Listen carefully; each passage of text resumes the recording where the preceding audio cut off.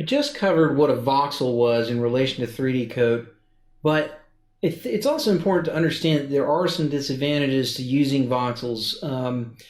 Polygons, the more polygons you throw into any of these applications, whether they're games, 3D modeling, whatever, it takes up space in memory and it takes computational power. The more of these polygons you put onto the screen, the worse it gets.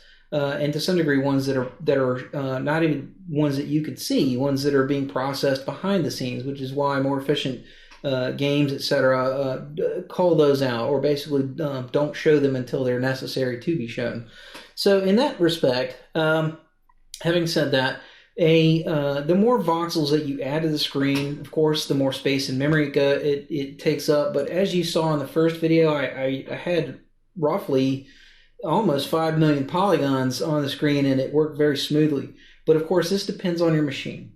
And probably the biggest problem with voxels is the fact that you can't work very well with thin shapes without some workarounds. It can be done, but it's very difficult. And when it comes to voxels, this is one of the main problems with using voxels. And most new users will run into this at some point.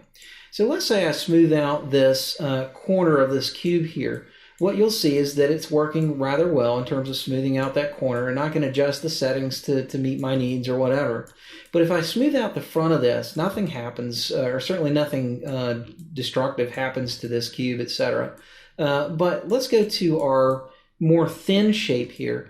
If I go to this one and start smoothing out, what you'll see is the more I smooth it out, no matter where I am on this, eventually there's not enough voxels inside that shape to hold its shape well enough as I'm smoothing it. Basically, it becomes a very destructive operation, which may be desirable depending on what you're trying to do. But in this case, I don't want to destroy this. I don't want to cut a hole in it just because I'm smoothing it out. So while there are ways around this and techniques to dealing with thin shapes inside of 3D code, this is probably one of the biggest disadvantages and probably the most crucial disadvantage other than memory space. And really, the memory is I don't even want to say really that much of a disadvantage over polygonally driven 3D programs, but in this particular case, thin shapes can be a real problem.